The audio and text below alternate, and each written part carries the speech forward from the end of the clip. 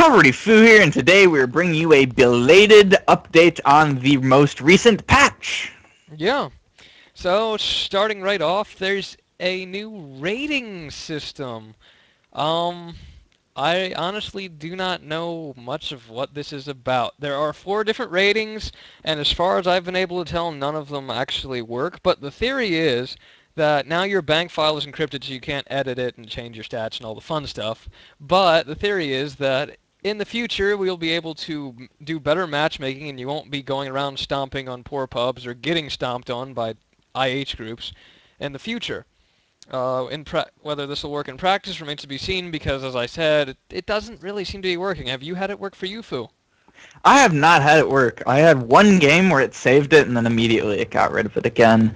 Some people have had even odder problems, like it going down when they win for no I've reason. had that one. Yeah, but mine's never even saved. So yeah.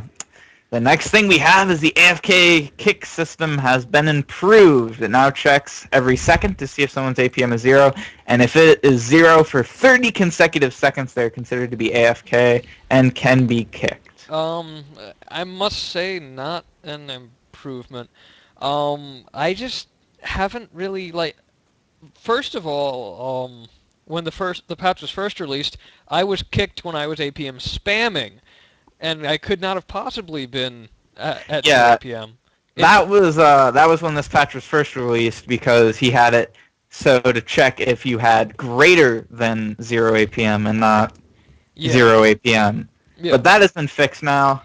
The kick system seems to be working fine. I guess it's technically for the better of the game, though I don't like it very much. Yeah, I'm having more problems kicking people in general. Poor Yao. Oh, he'll find a way. He'll find a way. I guess you're right. We had a level 5 DA in our team, and I couldn't kick him even though he just stood there. At 50 minutes. At 50 minutes, yeah. 50 minutes. That's one level every 10 minutes. Half the time he was just standing there, but I couldn't. You wanna know when you're supposed to reach level 1? At what is it? Like a minute and a half. Yeah, that sounds about right. If you're crittering. No. Even earlier. You're supposed to reach level 3 by about level 5. That's about if you just get all the experience. So at 50 minutes he was level 5. Anyway, you can now buy Xel'Naga Watchtowers for 50 minerals and it'll keep control for 10 minutes. You can still take control of an enemy's tower and buy it yourself, I believe. I'm not sure exactly how that works. Yeah. To me, it's kind of irrelevant to gameplay, because any good team is going to have spawns on the Xel'Nagas, and they'll be fighting back for that, and buying it won't really do much. Yeah, it just seems like a waste of your money if you can send something up there anyway. Okay, so moving on to Terran, because the rest of this is really just bug and UI fixes. Does another nerf to builders. Again, I don't think this will do it entirely, but doubled the amount of feed that auto turrets and missile turrets give, and increased the cost of the ability by 6.7%. Now, I must say that this is actually, I don't know, this is nerfing it in the wrong location. Builders are not OP in the beginning when their turrets are feed. They're OP when their turrets are actually, raping you when you're trying to get to their base at 100 stat ups.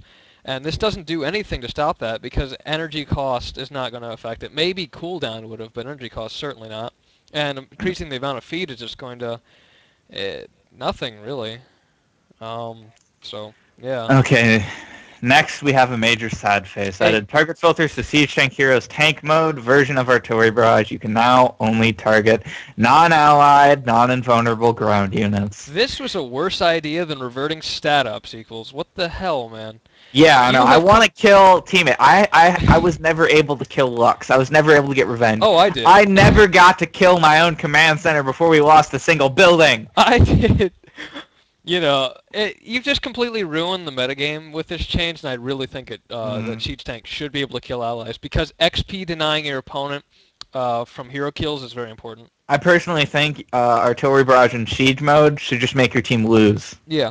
That'd be a good fix. That'd really affect the metagame. That would definitely affect the metagame. Also, reduce the damage and life of Pred Cubs by 8%. Like the nerf, but it's not quite enough. Personally, I think Pred was fine before it got buffed. Yeah, I'm going to hear...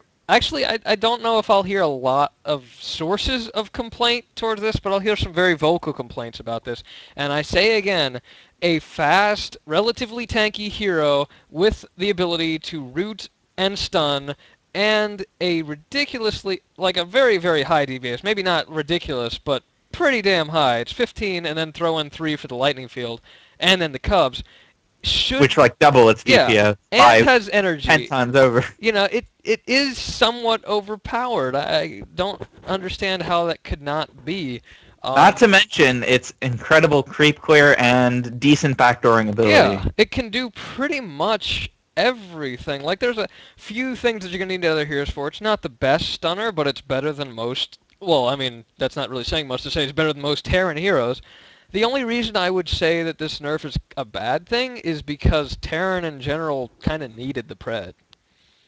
Yeah, I think Pred is definitely OP, but Terran needs kind of a buff anyway. Yeah. Anyway, next to Protoss is the exact same nerf to builders, increased the energy cost of probe heroes, photon cannons, and doubled the feed for it. I'll just throw in a specific for probe here. I mean, this is obviously the same as the other one, but I feel that probe has the biggest issue with early game crittering, and this is really unnecessary and kind of hurts it. I don't want to give builders more of a problem early game crittering. I want to give them more of a problem setting up massive defenses that can't be broken. Mm-hmm. And for Zerg, we have... Yet again, the same change, except, interestingly enough, the spore cannons are more expensive? Like 16.7 instead of 6.7? Is that a typo? Yeah. It might be. But if that is right, then that's kind of weird because... Queen's spore cannons were the weakest as far as setting them up. So making them more expensive... makes it really hard. Anyway, the energy cost of changelings is increased by 25%, which I don't really like. Damage dealt by 33%, I do like. And in addition, changelings deal 25% less damage to buildings. Yeah. So the damage to buildings is unaffected overall, but damage has been increased. So really, this is not a nerf or a buff at all. Yeah. Overall, I don't have any issue with this change. I like them doing more damage to heroes, but you can't make as many of them, blah, blah, blah. This doesn't really change... Actually, overall, I feel like you get much more damage because most of the time an Overlord is going to have a plethora of energy. Yeah, It's not going to have any energy shortages except in very early game. And in very early game... You're not going to be rallying changelings into the base. If you're using them at all, you're going to be trying to kill heroes with them, which I had a very entertaining game with against the Defiler with changelings, but that's a story for the next replay we watch and have nothing to say. Yeah. I'm gotta say I'm glad that Equals did not listen to the people who are saying that to make them detectable, because that would take away a lot of the uniqueness of changelings, and really, you know, it's not... The fact that they can damage buildings is not really a big deal. It's the fact that they can give you vision while you damage buildings with drop pod. Drop pod is the problem there. Your drop pod, I think the infested Terran should not spawn, or they should have no vision or something, because you can literally chain drop pods repeatedly, and the only thing you can do to stop it is somehow have more regen on your buildings than the drop pods are doing, which is not very possible. Yeah. Also, Scourge created by the spawn Scourge are not automatically selected. This was added because I requested a rally point, but he couldn't give a rally point because you can't have enough room on the command card. No problem. And I like this. Makes it a little easier to use Scourge. Yeah. But anyway, that is this most recent patch. Sorry we took so long to get it out to you. We have had very, very busy schedules lately. I hope you guys enjoyed, and I will see you later. And this is F, signing off.